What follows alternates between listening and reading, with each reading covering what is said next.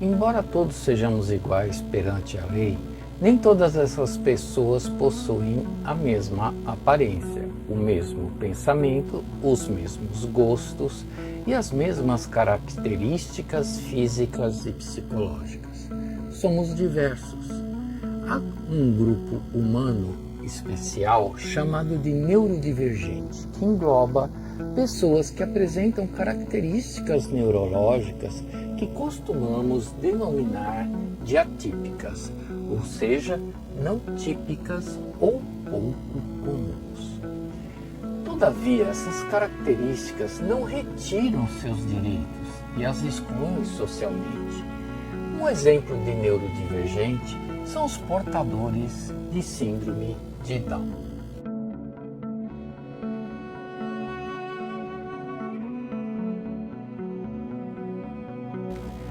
A síndrome de Down é uma alteração genética proveniente da presença parcial ou integral de um cromossomo a mais no par de cromossomos 21. Por esta razão, é também chamada de trissomia 21 ou trissomia do cromossomo 21. O que geralmente chamamos de cromossomo 21 é, na verdade, um dos 23 pares de cromossomos do conjunto dessas estruturas que identifica a espécie humana, também chamado de cariótipo. Esses pares estão presentes no núcleo das células de cada indivíduo da espécie humana. O par de cromossomos 21 tem por característica ser o menor de todos os 23 pares de cromossomos humanos. Assim, no lugar de as células terem 46 cromossomos ao todo, no portador de síndrome de Down, há no total de 47 cromossomos. É uma condição de caráter genético, ou seja, hereditária, embora geralmente os pais não apresentem esse tipo de característica. Eles apenas a transmitem aos filhos. O surgimento do terceiro cromossomo no par 21 ocorre ao acaso, é aleatório, durante a gametogênese, ou seja, no processo de divisão e diferenciação das células que antecedem a formação das células haploides. Nome este dado às células que são formadas por apenas um cromossomo de cada tipo em seu núcleo, no caso, o óvulo e o espermatozoide. Embora a nomenclatura oficial defina esta condição como trissomia do cromossomo 21, usualmente a denominamos pelo nome síndrome de Down. O nome Down não tem nada a ver com o significado da palavra inglesa down, que quer dizer abaixo ou para baixo, como na música Deu Pra Ti, canção de Cleiton e Cledir. Nos versos, quando eu ando assim, meio down, vou para Porto e bah, trilegal.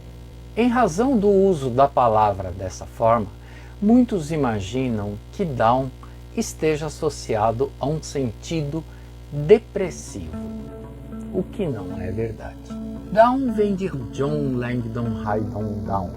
Nasceu em 18 de novembro de 1828 na Inglaterra e morreu aos 68 anos de idade em 7 de outubro de 1896, também no país natal, em decorrência de sequelas posteriores provenientes de uma infecção causada pelo vírus influenza.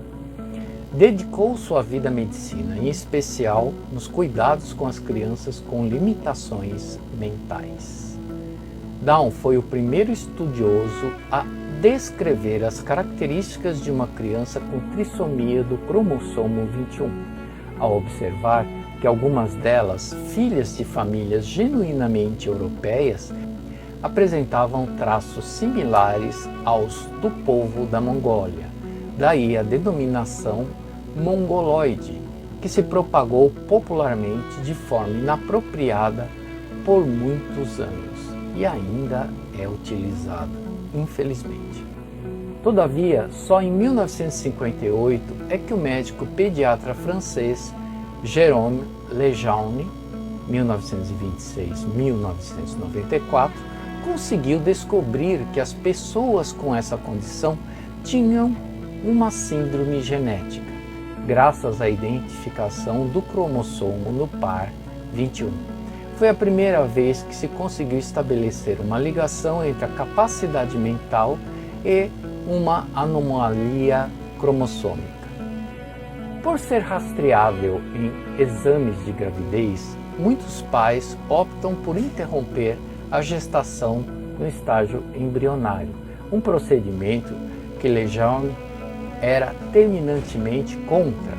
Sua postura o levou a combater o aborto de forma ferrenha, aliando-se à Igreja Católica e ao Papa João Paulo II nessa luta. Jérôme Lejeune chamou a pílula usada para interromper a gravidez de o primeiro pesticida humano. Em razão de sua radical postura contra o aborto, ele está em processo de beatificação no Vaticano. Cerca de 3% da população mundial tem trissomia do cromossomo 21, algo em torno de um indivíduo a cada 700 nascidos vivos, porque se considerarmos os abortados, em torno de 30%, beira a 1 a cada 1000. A condição pode variar em grau, ou seja, algumas pessoas podem apresentar características de um espectro que varia desde as menos intensas às outras mais intensas. Os portadores da trissomia do cromossomo 21 apresentam algumas características fisiológicas específicas, como os olhos puxados, similares aos orientais, com dobras na pele na parte interna, cabelos finos e lisos, na maioria dos casos, e nariz pequeno e levemente largo, rosto arredondado e achatado, orelhas pequenas, língua flácida, pescoço curto e espesso. Possuem também baixa estatura, flacidez muscular, mãos pequenas com dedos curtos e prega palmar curta. São dotados de limitações intelectuais que variam bastante dentro do grupo em geral. O QI não ultrapassa a 50 pontos. Com relação ao comportamento, o portador pode desenvolver algumas outras neuropatias, como TDAH, transtorno do déficit de atenção com hiperatividade, e o TOD, transtorno opositor desafiador, que se caracteriza pelo humor irritável, comportamento argumentativo e desafiador, pela agressividade e índole vingativa. Por suas características, sofrem bullying, principalmente entre as crianças, muitas vezes decorrente de estereótipos criados pelos pais, amigos e até pela sociedade. É fundamental abolirmos expressões que há tempo rotulavam o portador da síndrome de Down, como o termo mongoloide, retardado e débil mental. É preciso ter em mente o uso do letramento social crítico. Um livro infantil que aborda o preconceito contra o portador da trissomia do cromossomo 21 é Síndrome de Quê?, de minha autoria, publicado pela editora Uirapuru. Nele, uma menina que está com a mãe no aeroporto começa a tecer comentários a respeito das características e modos de outra criança que não se enquadra no seu universo Barbie. Todavia, em determinado momento, a seleção brasileira de futebol chega e um tumulto é gerado no aeroporto e a menina mimada perde-se da mãe. É nesse momento que a criança com síndrome de Down surge e uma série de descobertas acontece. Vale a pena ler. A saúde dos portadores da síndrome de Down é mais frágil. Eles são mais propensos a cardiopatias, como sopro no coração, doenças respiratórias, tal qual a pneumonia, estrabismo ou miopia, hipertireoidismo e leucemia, Por essa razão, seu acompanhamento clínico deve ser constante. A expectativa de vida dessas pessoas oscila em torno de 50 e 60 anos de idade. Requerem acompanhamento contínuo de fisioterapeuta, em especial pela flacidez muscular, e acompanhamento educacional, pois seu aprendizado é mais lento. A trissomia do cromossomo 21 ocorre predominantemente em pessoas brancas ou asiáticas.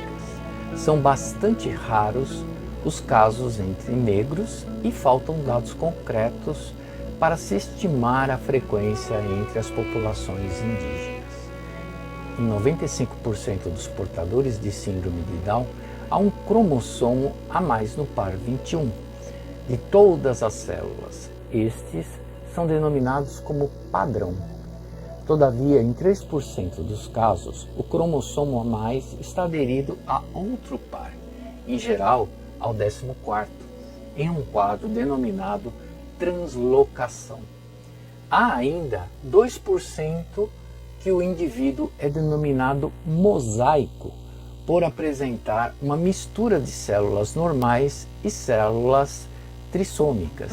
Esse grupo pode ter filhos com síndrome de Down. Muitos educadores se dedicaram à educação de portadores de síndrome de Down. Um dos mais importantes trabalhos foi realizado por Ruven Forest, um judeu romeno nascido em 21 de agosto de 1921 e falecido em Israel em 20 de abril de 2014, aos 93 anos de idade. Estudou na Universidade de Genebra sob a orientação de Jean Piaget e André Hey e dedicou-se à linha de trabalho de Lev Vygotsky. Entre as condutas que ele aplicava está a ideia da inteligência plástica e modificável, explícita na teoria da modificabilidade cognitiva, o MCE, por ele criado.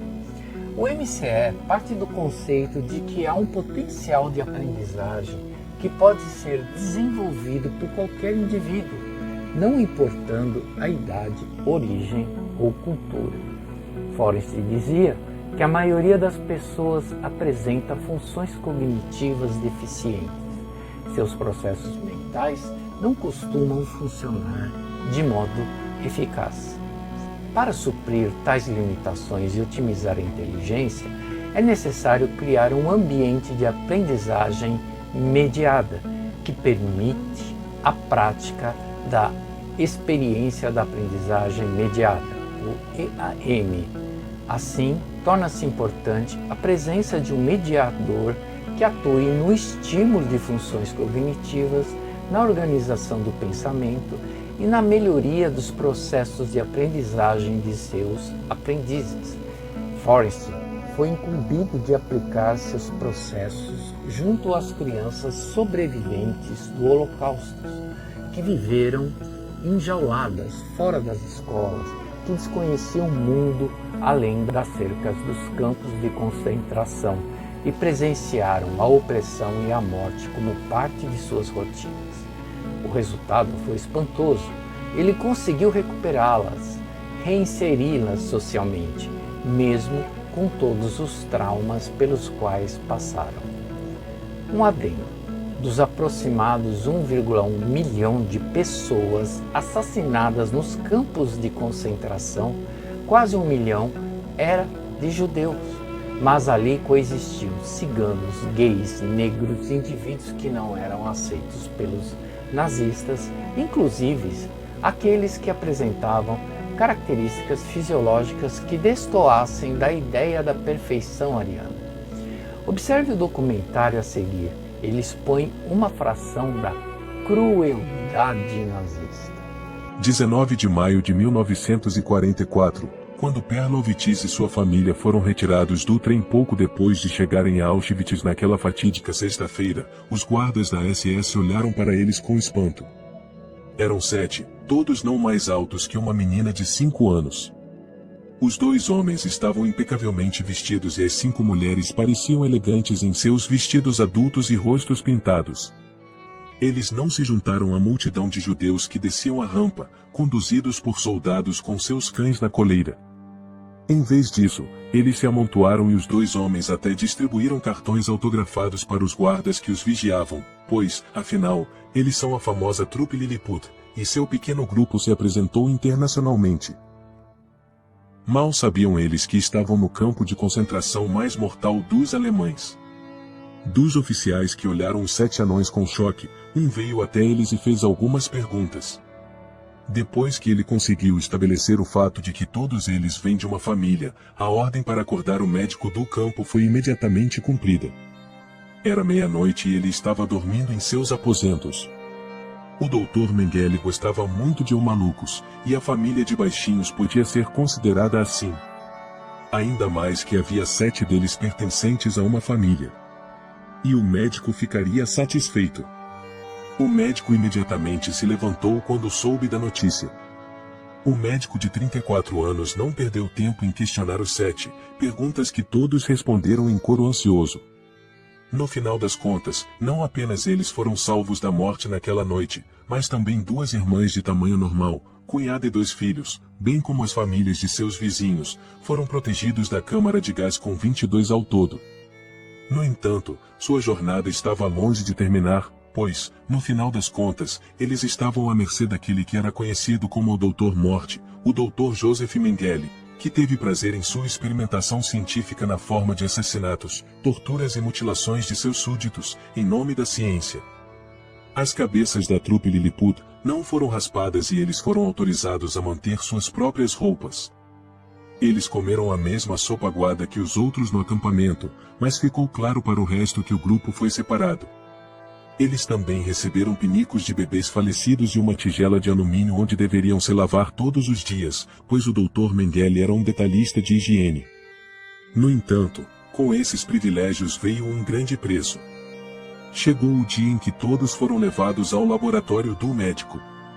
Seu pedido foi bastante simples, ele tirou deles amostras de sangue e os submeteu a inúmeros raios-x.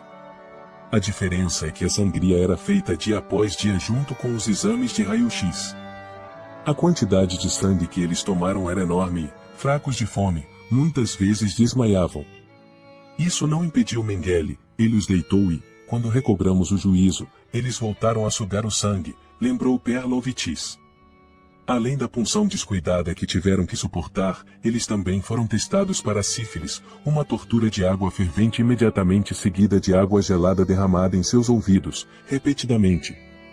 Os psiquiatras também os perseguiam com perguntas para testar sua inteligência.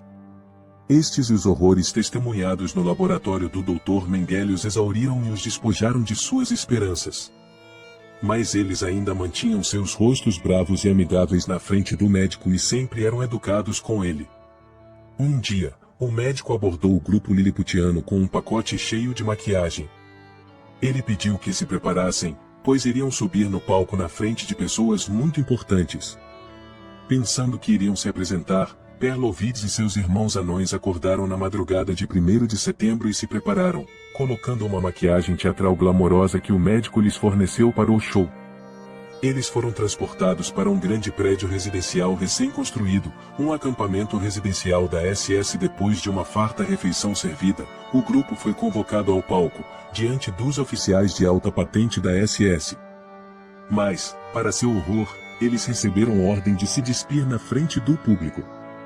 O Dr. Mengele havia tornado público sua pesquisa genética e estava dando uma palestra sobre os exemplos do trabalho em biologia antropológica e hereditária no campo de concentração. Ele queria mostrar a degeneração da raça judaica em uma raça crivada de aleijados e anões, mas como não tinha evidências genéticas concretas à mão, baseou-se muito em cutucar a família Ovitz nua no palco para provar seu ponto. A apresentação de Mengele terminou com uma ovação de pé de seus camaradas alemães, e alguns até subiram no palco para cutucar mais o grupo nu. Naquela noite, eles voltaram para o acampamento devastados. O fim da tortura que os 7 anões sofreram nas mãos do Dr. Morte foi rápido. Em janeiro de 1945, quando a notícia sobre a aproximação do exército russo chegou ao acampamento, o Dr. Mengele pegou seus relatórios médicos e fugiu. Por fim, os anões chegaram à sua casa 7 meses depois. Em 1949, Perlowitz contou a maravilhosa história de sobrevivência de sua família em Auschwitz. O médico fugiu da justiça e conseguiu fugir para a América do Sul. Se ele tivesse sido pego, disse Perla, ela duvidava que ele pedisse desculpas pelo que fez a ela e sua família. Mas se os juízes tivessem me perguntado se ele deveria ser enforcado, eu teria dito a eles para deixá-lo ir. Foi salvo pela graça do diabo, Deus dará a Mengele o que lhe é devido.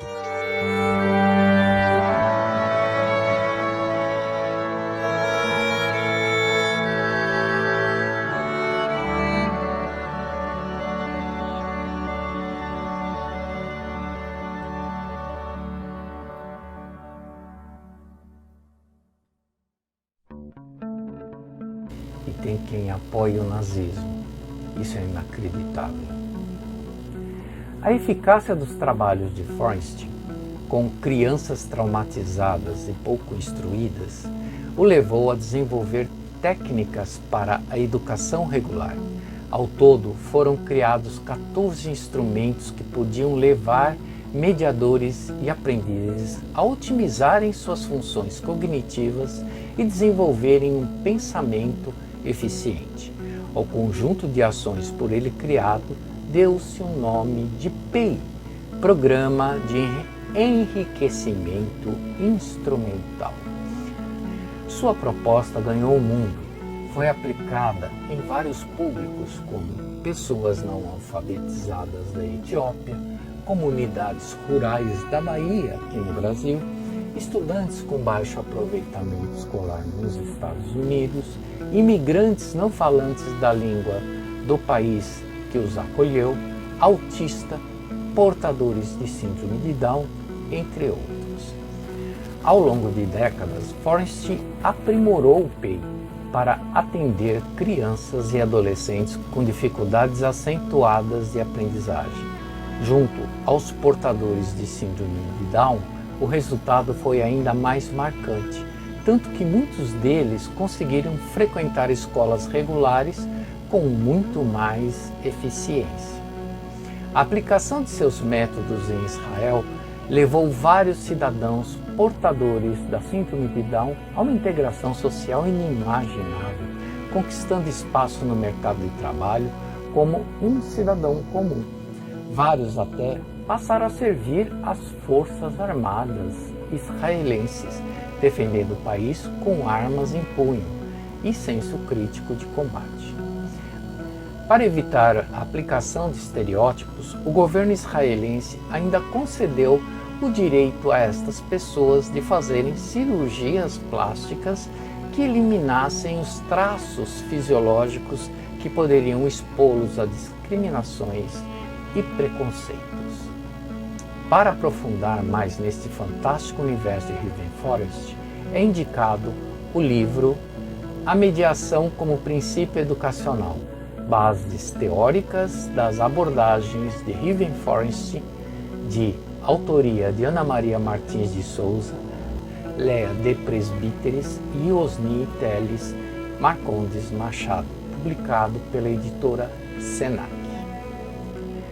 Riven Forest construiu uma teoria fundamentada no princípio de que a mediação pressupõe que mediador e mediado se modifiquem para que a sociedade também se modifique. Esta proposta está exposta nesse livro e é analisada pelos 3 autores. A teoria abre perspectivas de uma intencionalidade positiva para muitos, ajudando a superar impasses educacionais que desde sempre têm prevalecido. O trabalho apresenta similaridades com as ideias de educadores consagrados como Jean Piaget e Paulo Freire. Apesar dos vários estudos de profissionais da saúde e da educação, o portador da síndrome de Down, na maioria das vezes, também necessita de acompanhamento psicológico e psicopedagógico. Para falar melhor sobre este processo, nossa entrevistada de hoje é a conceituada doutora Edilene Viana, de Campos dos Goytacazes, Rio de Janeiro. Bem-vinda, doutora Edilene. Fale para quem nos assiste quem é você e o que faz. Olá pessoal, sou Edilene Viana, moro em Campos dos Goytacazes, estado do Rio de Janeiro. Sou formada em pedagogia, especialização em neuropsicopedagogia, como atuo hoje como neuropsicopedagoga clínica. Tenho especialização em psicopedagogia institucional, intervenção neuropediatra. Tenho uma clínica neuroclínico-cognitiva, onde atuo. É o meu sonho, meu trabalho, é meu tudo. Atuo juntamente com o meu marido, que é neurologista. É nossa paixão. Me apaixonei mais ainda quando eu me casei com o neurologista, para ajudar essas crianças com muita dificuldade de se manter na escola, com esse neurodesenvolvimento, onde tem muitas dificuldades dessas crianças, principalmente as crianças, né? Mas tem muito a contribuir e espero que vocês gostem. Diferente dos outros programas que costumamos fazer, e pela profundidade do tema, a doutora Edilene discorrerá em cima de um único questionamento. Vamos lá. Entre os neurodivergentes estão os portadores da síndrome de Down, pessoas que possuem um cromossomo 21 a mais, ou seja, tem 3 cromossomos no par 21, o que ocorre em todas as suas células. Por esta razão, essa anomalia é também chamada de trissomia 21.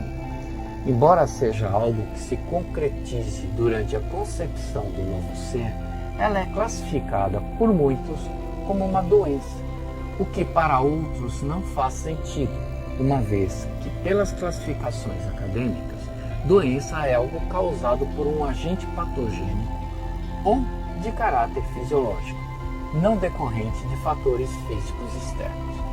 No âmbito da neuropsicopedagogia, a síndrome de Down é classificada como uma doença. Por quê?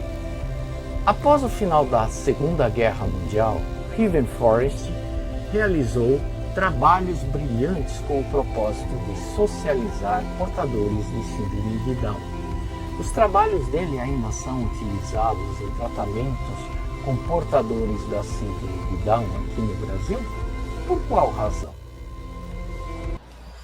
Olá pessoal, hoje falarei dentro das neurodivergentes, falarei sobre síndrome de Down, que é o cromossomo 21, né, sobre suas dificuldades ao seu desenvolvimento. Sabe que o síndrome de Down é uma criança que é um fator genético, né, que tem os cromossomos do pai e da mãe, que ao se desenvolver causa um desenvolvimento patológico que venha afetar sérios fatores na sua formação, tanto na formação física quanto mental. E isso vai depender muito de cada indivíduo. Cada cromossomo ali, ele pode desencadear em várias situações. Cada criança ela pode dificultar mais na parte motora ou mais na parte cognitiva, ou ambas as partes. Tem criança que muitas delas afetam no semblante, né, que são os olhinhos mais puxados, que é bem visível. Outras mexem muito com a parte motora, mexe com a parte do membro mais inferior, que provoca na coluna um desvio, né? Então depende muito, né? Depende de cada desenvolvimento ali da sua característica. No seu aprendizado, vai depender também de como essa criança ela é estimulada. Tanto na parte em casa, com seus familiares, de que maneira ela é estimulada ao seu desenvolvimento, quando ela começa a fase, independente do seu fator genético, né, que venha a ser, que tenha tido essa dificuldade na sua formação, independente disso, nós temos que fazer com que essa criança tenha o quadro de desenvolvimento normal, como uma criança normal deveria fazer. Como? Engatinhar, andar, falar, enfim. Claro que uma criança com síndrome de Down, ela vai ter todo esse momento tardio, mas nós temos que fazer o quê? Praticar, fazer com que esse indivíduo tenha os mesmos estímulos. Isso que é fundamental. Os estímulos têm que ser até mais, tem que ser mais, porque toda a coordenação dela é mais prejudicada, toda a conexão delas, dos seus neurônios, ela vai ter mais dificuldade para ser conectados.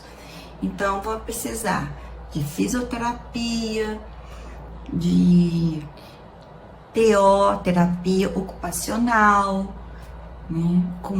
Com as atividades com os pais em casa, fazendo todo esse acompanhamento, porque exatamente nós devemos fazer esse esforço maior, né, do que o normal.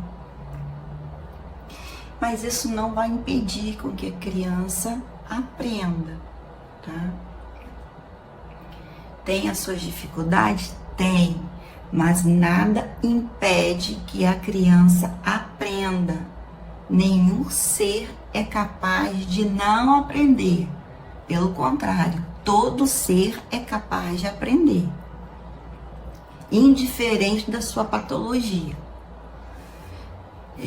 A criança com síndrome de Down, quando ela é estimulada, ela tem... Por isso que tem que ter muito cuidado, porque quando ela é acompanhada com o tratamento com o neurologista, tem que ter cuidado, porque pode ter crise convulsiva, ter compulsividade na alimentação, entre vários outros fatores. E isso pode vir causar outros tipos de transtorno, como TDAH, TOD, né? E são questões que são comorbidade de alguns sintomas devido ao seu próprio desenvolvimento e toda a sua característica devido à sua doença, né? Que é uma doença vinda já do seu DNA, né? É um transtorno neurológico que necessita de uma ajuda. Essa criança, ela precisa de um mediador a princípio, porque dentro de sala de aula, quando ela é inserida em sala de aula pela primeira vez, ela não vai ter uma possibilidade de chegar e interagir com uma criança e com o professor. Ela vai precisar de um mediador para que possa estar ajudando nesse momento, nesse primeiro momento de aula, para que ela possa entender o que é esse contexto de estar inserido em sala de aula, o que é esse contexto de estar interagindo com o outro, esse contexto de estar assistindo uma aula, o que o professor fala, interagindo com o livro, com o material didático. E todo o conteúdo que é dado para essa criança, ele tem que ser modificado, tem que ser de uma maneira em que essa criança ela possa entender o que está sendo dado. De uma maneira que ela possa interagir e aprenda. Tudo isso existe, toda uma técnica, né? Ao mediador, ele vai aplicar uma técnica que faça com que essa criança entenda o que o professor está sendo utilizado diante do conteúdo em sala de aula. Por exemplo, quando essa criança ela está dentro de sala de aula e pode ter uma crise de estresse muito grande por não estar apta ao ambiente. O mediador ela pode sair com essa criança e voltar depois que ela estiver mais calma para poder interagir. Geralmente as crianças com síndrome de Down elas são bem amorosas, elas são carinhosas, elas são meigas e elas gostam muito de beijar, de abraçar, e quando a gente começa a conversar com elas, elas gostam de fazer interagir com a gente. É por isso que é importante a comunicação desde bebê, que os pais mantenham essa criança bem ativa no meio social, no meio que ela possa brincar, interagir com outras crianças, fazer com que ela não sinta que ela seja diferente da outra criança, independente do seu estado físico. Porque quando a criança ela percebe que ela é diferente fisicamente de uma outra criança, isso pode levar a criança a uma ideia diferente dela mesma, né? E se questionar. E é bom que os pais sempre estejam atentos a isso, dizer que ela é linda, que ela tem o jeito dela, da maneira dela, linda como ela é, né? Eu tenho um paciente que ele tem síndrome de Down e que a mãe cuidou dele, tem uma educação que é assim, fantástica. Ela sempre cuidou dele como uma criança normal. Por mais que as pessoas, na hora que ela estava na sala de espera,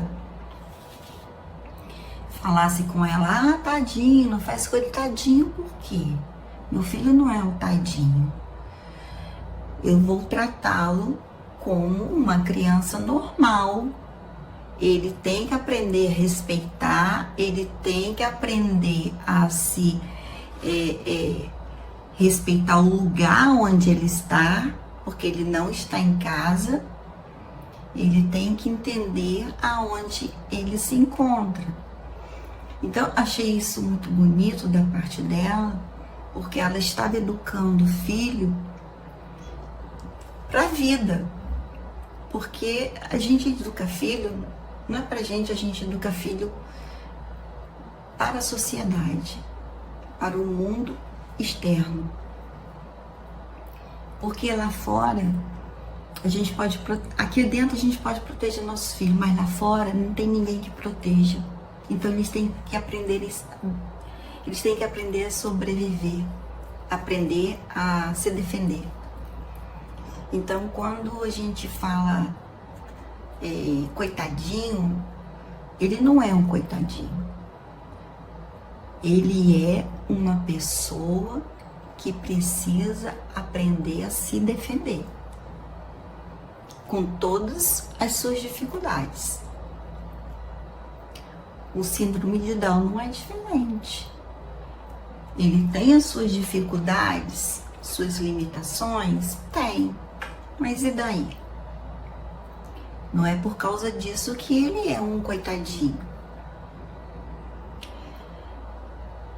As crianças, ela tem uma facilidade muito boa na infância, que é na hora do seu desenvolvimento neural. Quanto mais estimulada, mais fácil fica para poder elas aprenderem, independente de qualquer patologia dela, tá? E é muito bonito quando um pai e uma mãe encare isso com muita naturalidade, que isso facilita o acompanhamento e todo o desenvolvimento, tanto nas terapias quanto para a própria criança, porque ela se vê como uma pessoa, que ela pode se ver como uma pessoa como outra qualquer. Ela tem uma deficiência física, né, que ela é diferente, mas não quer dizer que ela seja uma pessoa incapaz, né? Ela é capaz, sim, ela é capaz de pensar, ela é capaz de sentir, ela é capaz de ter emoções, ela é capaz de sentir raiva, ela é capaz de chorar quando tiver vontade, ela é capaz de gritar quando ela tem vontade. Igual todo mundo. E tudo bem. É normal. E só porque ela tem uma característica diferente da outra pessoa, que ela não pode utilizar o mesmo espaço com outras pessoas. Por que isso? Pelo contrário, pode sim, deve. E deve. Porque nós hoje temos o síndrome de Down. Hoje ele pode ter uma vida muito saudável. Hoje eles têm a possibilidade de ter casamentos, têm a possibilidade de ter uma vida individual, sem estar podendo morar só com a família, pode ter sua própria casa. Hoje em dia mudou muito. Antigamente, síndrome de Down só podia viver com os pais porque tinha muitas limitações, não poderia chegar fazer uma comida sozinha, não poderia andar sozinho. Hoje não. Hoje mudou muito. Graças a Deus. Nós conseguimos, com a evolução da neurociência, conseguimos mudar muito essa visão de que o cérebro ele é capaz de mudar. A neuroplasticidade ela tem uma evolução muito grande quando é estimulado. E com essa estimulação deu muita qualidade de vida para essas pessoas. É muito bonito quando eu vejo na televisão um síndrome de Down buscando uma pessoa como entrevistador. Ela está sendo uma pessoa, ela está ali colocando como uma repórter, ela está ali se colocando como uma apresentadora, uma apresentadora. É tão bacana isso. Ver quantos personagens nós temos na televisão hoje e que fazem filmes. É muito bacana isso. Então, como mudou a vida do síndrome de Down? Então, pelo que vem mudando cada vez mais essa questão do síndrome de Down, eu espero que as outras patologias possam mudar ainda, tá? Mediante a nossa sociedade. Porque para conquistar esse espaço que o síndrome de Down tem hoje, demorou muito. Mas foi uma conquista com muita luta, muita batalha, muita justiça. E ainda continua a luta para que seja muita coisa ainda mudada, muita coisa seja aceita perante a sociedade. Porque tem muito preconceito em muitas coisas. E infelizmente nós temos uma sociedade muito preconceituosa. Não muito pouco tempo, né? Atrás, tem um ano, mais ou menos, nós tivemos fora do Brasil uma aluna que teve que sair de sala de aula a pedido de uma mãe, porque ela tem síndrome de Down. E o príncipe, né, interviu, né, nessa escola, e foi muito bonito. Foi muito bonito porque nós temos que fazer diferença. Nós não podemos permitir que uma deficiência que veio de um fator genético venha transformar a vida de um indivíduo. Todos nós temos direito de aprender e desenvolver o nosso aprendizado e conquistar o nosso espaço acadêmico, nosso espaço no meio de trabalho, de um trabalho bem formado, trabalho, qualquer que seja determinado pela pessoa, que seja amado, que seja conquistado. Isso que é importante, a pessoa tem que estar feliz com o que faz. Isso depende de cada um. E tá tudo bem, as pessoas não podem criticar o que o outro é. Porque todos nós temos alguma patologia. Todos nós temos.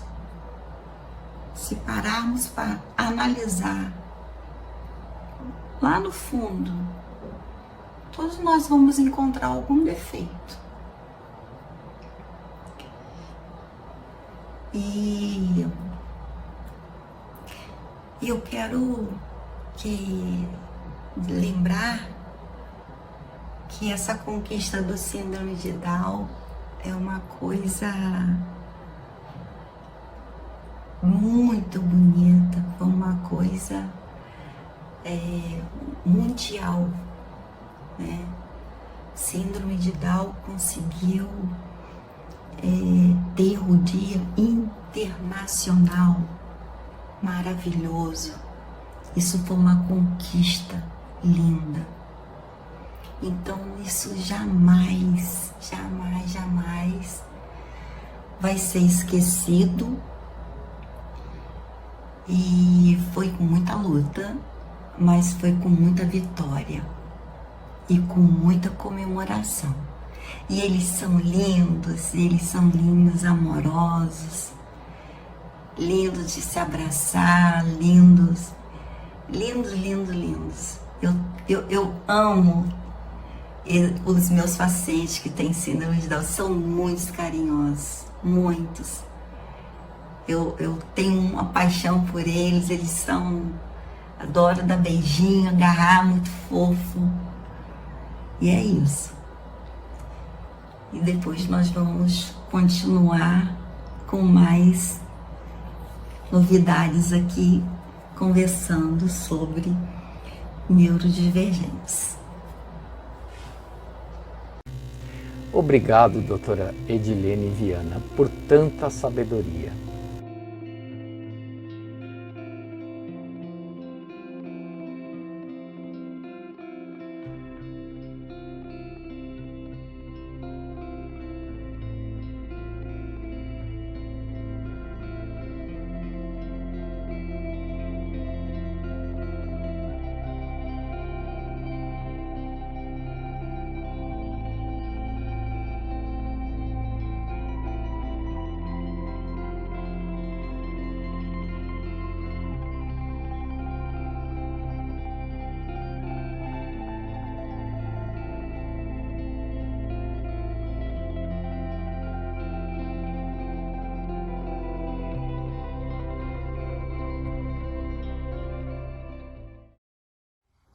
Tonight's a lunar eclipse, so before you fall asleep,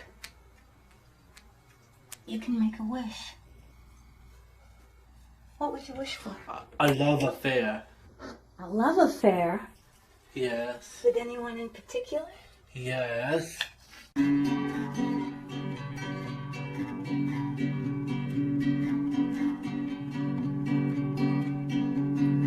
True love will find you in Hi, the Candy. end. This is Evan.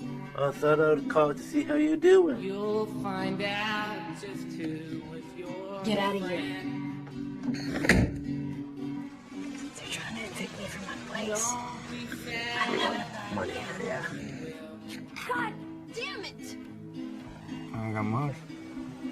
Don't give up until true love will find you. I thought that money was from Simon's dad. It was mine. I wanted to give it to you.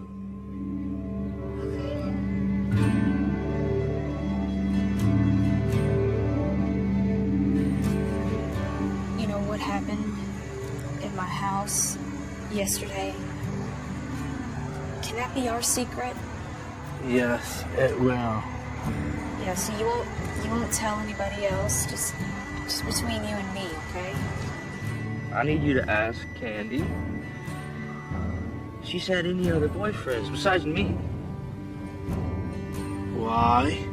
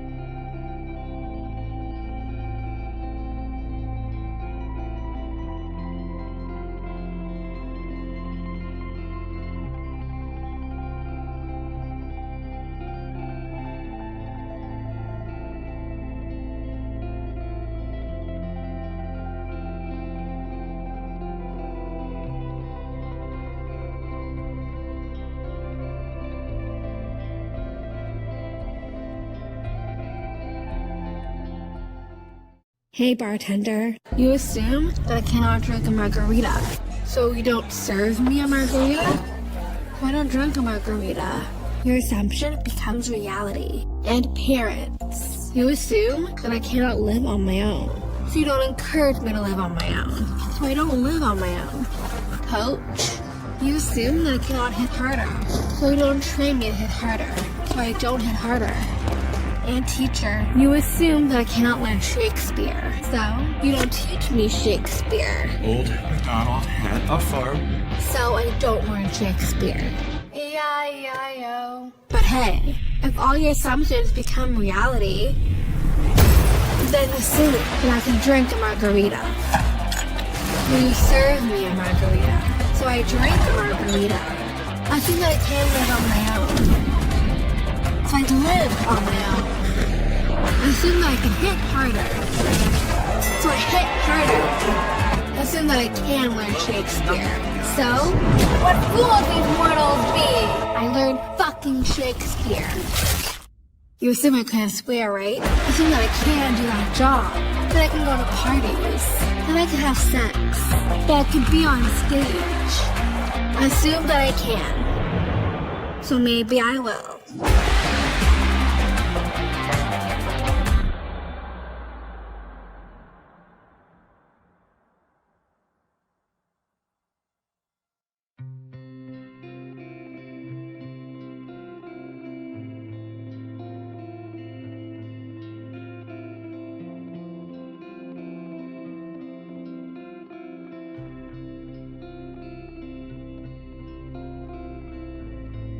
Aguardem o próximo programa. Nele, continuaremos a tratar do universo dos neurodivergentes. Conto com vocês. Um abraço e até mais.